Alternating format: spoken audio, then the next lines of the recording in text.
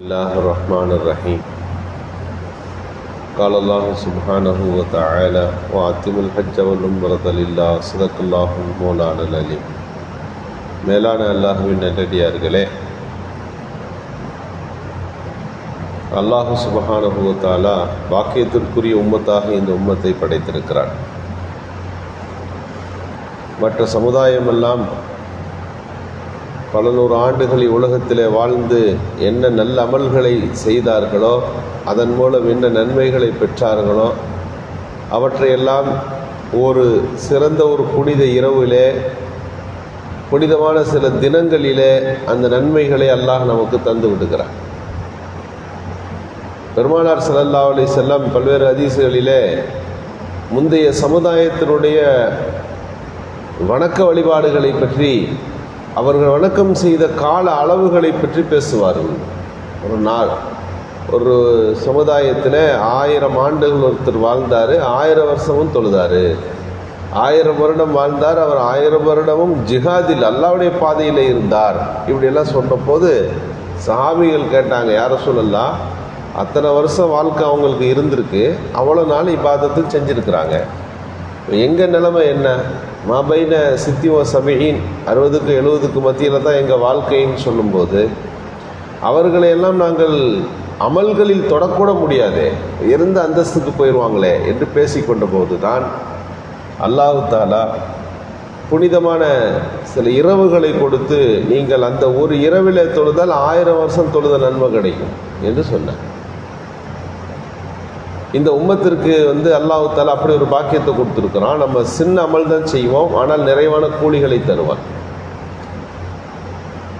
ஒரு 3 பேர் ஒருத்தர் வேலை பார்த்தார்களாம் ஒரு இடத்துல, ரொம்ப நேரம் வேலை பார்த்தார், அவருக்கு ஒரு கூலி தரப்பட்டது. மதிய நேரம் வரை ஒருத்தர் வேலை பார்த்தார், அவருக்கு ஒரு நடுத்தரமான சம்பளம் தரப்பட்டது. இன்னொருத்தர் 1 மணி நேரம் வேலை பார்க்குறார், அவருக்கு அவர்களையெல்லாம் விட அதிகமான கூலி தரப்படுகிறது. நபிகள் ஸல்லல்லாஹு அலைஹி வஸல்லம் சொன்னார்கள், பகல் முழுக்க வேலை பார்த்து குறிப்பிட்ட தொகையை பெற்றவர்கள் யகூதிகள், பாதி நேரம் அளவு அமலை செய்து பாதி அந்த சம்பளத்தை பெற்றவர்கள் நஸ்ரானிகள், குறுகிய நேரத்தில் அமல் செய்து நிறைவான கூலிகளை பெற்றவர்கள் இந்த உம்மத்தே முஹம்மதியா. அல்லாஹ் அப்படிப்பட்ட ஒரு நன்மைகளுக்கான வாய்ப்புகளை நமக்கு வைத்திருக்கிறார். அது ஒரு லைலத்துல் கத்ருடைய இரவாக, ஒரு துல்ஹஜ் மாதத்தினுடைய 10 நாட்களாக, இப்படியெல்லாம் பல்வேறு வாய்ப்புகள் நமக்கு உண்டு. இந்த உம்மத்தில் 10 நாட்கள் சிறப்புக்குரியது. ஒரு ரமலானுடைய பிந்திய 10 நாட்கள், துல்ஹஜ் மாதத்தினுடைய முதல் 10 நாட்கள், முஹர்ரம் மாதத்தினுடைய முதல் 10 நாட்கள், இந்த 3மே கொண்டாட்டத்திற்குரியவைகள். என்ன காரணம்னா, இந்த நாட்களில் செய்யுகின்ற எல்லா அமல்களுக்கும் அதிகமான நன்மைகளை அல்லாஹ் வழங்குகிறார். 10 நாள் தான், ஆனால் இந்த நாளில் செய்து விடுகிற எல்லா அமல்களுக்கும் நிறைவான கூலிகளை அல்லாஹ் வழங்குகிறார். நபிகள் ஸல்லல்லாஹு அலைஹி வஸல்லம் அவர்கள் இந்த நாள்கள் குறித்து அதிகம் ஆர்வமூட்டியதை ஹதீஸுகளிலே நம்மால் பார்க்க முடிகிறது. தொடர்ந்து நோன்புகளாக, வணக்க வழிபாடுகளாக, தர்மங்களாக, தக்பீர் தஹலீல் என்கின்ற விஷயங்களிலே, தஸ்பீஹாத்துகளிலே கழிப்பதாக, இப்படியெல்லாம் இந்த நாட்களை நாம் அனுஷ்டித்து அந்த குர்பானியை அடைகின்றோம். பொதுவாக குர்பான் என்கின்ற இந்த வார்த்தைக்கு உல்ஹியா என்பது தான், ஈதுல் அல்ஹா நாளில் தரப்படுகின்ற உல்ஹியா என்பது தான் அர்த்தம். உல்ஹியா என்றால் ஒரு லொஹா நேரத்தில் ஆடுகளை அறுக்கிறோம். பொதுவாக அந்த குர்பானி கொடுப்பவர்களுக்கு பல்வேறு கவனங்கள் தேவை. கூட்டு குர்பானியில் சேர்ந்திருப்பவர்கள் அந்த 7 பேருமே குர்பானி என்கின்ற அந்த எண்ணத்தில் சேர்ந்தவர்களாக இருக்க வேண்டும். 7 பேருக்கும் அந்த நினைப்பு இருக்கணும். அல்லது ஏதோ ஒரு வணக்கம் என்ற அடிப்படையில் அந்த 7 பேரும் ஒன்று சேர்ந்திருக்க வேண்டும். அப்படி இல்லாமல் அதில் யாரும் சிலருக்கு குர்பானி இல்லை, இன்றைக்கி எனக்கு கறி வேணுன்ற நினைப்பில் அந்த கூட்டு குர்பானியில் சேர்ந்திருப்பார்கள் என்று சொன்னால் 7 பேருடைய குர்பானியும் அது வீணாகிவிடும். குர்பானி கொடுப்பது விஷயத்தில் எருமை மாடுகள் அந்த கணக்குக்குள்ளே வராது. எருமை மாடு மாடு என்கின்ற அந்தஸ்தில் வருவதில்லை. ஆண் பெண் மாட்டிலே, ஆட்டிலே ஆண் பெண், ஒட்டகத்திலே ஆண் பெண், இந்த 6 தான் குர்பானிக்கான பிராணிகள். 7வது ஒரு பிராணி என்று மாடுகளை, இன்றைக்கு எருமை மாடுகளை குர்பானியில் சேர்க்கிறார்கள். அது மாட்டு இனத்துக்குள்ளே வருவதில்லை என்பதை நாம் புரிந்து கொள்ள வேண்டும். 7 பேர் அவர்களுடைய பெயர் வாசிக்கப்பட்டு அவர்களின் குர்பானி நிறைவேற்றப்படுகிறது என்று நாம் அங்கு அறுக்கப்பட வேண்டும். அதில் ஒரு நிபந்தனையும் இருக்கிறது. முடிந்தால் அது சம்பந்தப்பட்டவர் அதை அறுக்கின்ற அந்த இடத்துல நிற்க வேண்டும்.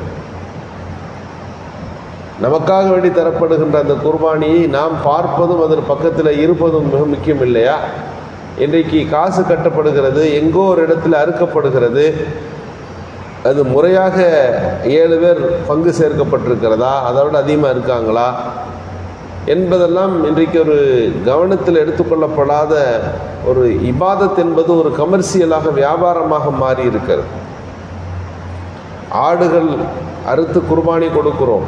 ஏன் குர்பானி கொடுக்குறீங்க? பிள்ளைங்கள்லாம் வீட்டுக்கு வந்திருக்கிறாங்க, வெளிநாட்டிலேருந்து ஆள் வந்திருக்குது, இன்னைக்கு எல்லாம் இருக்கிறோம், அதனால் குர்பானி கொடுக்குறோம். குர்பானி என்பது இந்த நியத்திலே தரப்படுவதில்லை. அதை அல்லாஹ் இந்த துல்ஹஜ் மாதத்தில் நம் பொருளாதாரத்திலிருந்து ஆட்டை அறுத்து கொடுங்கள் என்று சொல்லியிருக்கிறான். அதற்காக நாம் கொடுக்குறோம்ன்ற நியத்து வேண்டும். போன வருஷம் கொடுத்தாச்சுங்க, இந்த வருஷம் இல்லை, இப்படி சொல்பவர்கள் இருக்கிறார்கள். குர்பானிக்கான காரணங்கள் என்ன?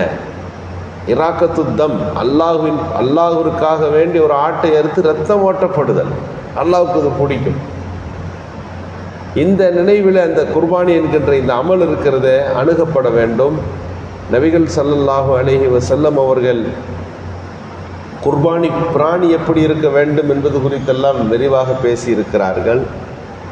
அந்த குர்பானி கொடுப்பவருக்கு இருக்க வேண்டிய நிய்யத்துகள் குறித்தெல்லாம் சட்டங்கள் இருக்கிறது. ஒரு கொழுத்த பிராணியை பெருமானார் ஸல்லல்லாஹு அலைஹி வஸல்லம் அவர்கள் குர்பானிக்கு முற்படுத்த சொன்னார்கள். இந்த ஹதீஸில் இருந்துதான் அந்த பிராணி தரமானதாக இருக்க வேண்டும். அதற்கு வயது நிர்ணயிக்க இருக்கிறது. செம்மறி ஆடு என்றால் பொதுவாக ஆடு என்று சொன்னால் 1 வருடம் நிறைவு பெற்றிருக்கணும். ஒரு குட்டி தான் கொஞ்சம் பெருசாக இருக்க மாதிரி இருக்குதுங்க என்று அதை நம்ம மறுத்துவிட முடியாது.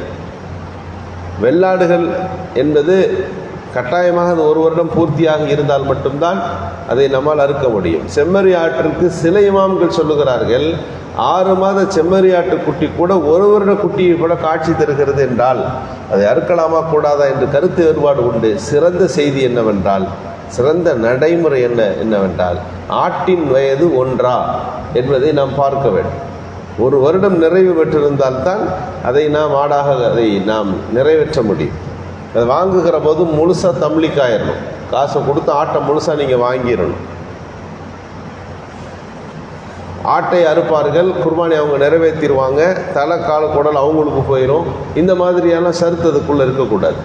ஆட்டை அறுப்பவருக்கு தோலை நாங்கள் காசாக கொடுத்துருவோம், அறுக்கிற கூலியாக இல்லை, தோலும் சதக்காவில் போகணும். ஆடு அறுப்பவருக்கு தோல் கூலி அல்ல. ஆடு அறுத்து சுத்தம் பண்ணுறவருக்கு கறியும் தோலும் அதுக்கு உள்ள பேசுனதில் 500 ரூபா பேசியிருக்கோம், 200 ரூபா இதில் வந்துடும், 300 ரூபா கையில் கொடுத்தா போதும். இந்த டீலிங் அதுக்குள்ளே வரக்கூடாது. தோல் என்பது அது ஒரு சதக்கா, அது தனியாக தர்மமாக தரப்பட வேண்டும். ஆட்டு அறுப்பவருக்கு கூலியாக அது தரப்படக்கூடாது. அந்த ஆட்டின் இறைச்சி அது பங்கு பிரித்து நமக்கு ஒரு பங்கு, உறவினர்களுக்கு ஒரு பங்கு, அதை சதக்காவுக்கு என்ற ஒரு பங்கு. நபிகள் ஸல்லல்லாஹு அலைஹி வஸல்லம் ஆரம்ப காலகட்டத்தில் குர்பானி கறியை சேர்த்து வைக்கவே கூடாதுன்னு சொல்லிட்டாங்க. உடனடியாக டிஸ்ட்ரிபியூட் பண்ணிடணும். அப்புறம் 2வது சட்டம் 3 நாள் வரைக்கும் குர்பானி கறி வச்சுக்கலான்னு சொன்னாங்க. எப்போ நாடு நகரம் முழுக்க, மதீனா நகரம் முழுக்க குர்பானி கொடுக்க ஆரம்பித்தார்களோ, இத்தஹிரு, குர்பானி கறியை சாப்பிடுங்க, சேர்த்து வச்சுக்கோங்க. இன்றைக்கி அதை நாம் காய வைத்தெல்லாம் வைத்திருக்கிறோமே, அதெல்லாம் பின்னால் உருவானது. என்ன காரணம்னா, அன்னைக்கு அந்த கறியை அறுத்து கொடுப்பது என்ன காரணம்? எல்லாருக்கும் போய் சேரணும், எல்லா வீடுகளுக்கும் அந்த கறி போய் அடைய வேண்டும் என்பது தான் அன்றைக்கான அது நியத்தாக இருக்கிறது. ஆக குர்பான் என்கின்ற அந்த உயர்ந்த அமலை நிறைவாய் செய்கின்ற நல்ல தௌஃபீக்கை அல்லாஹ் நல்குவானாக. சுப்ஹானல்லாஹ்.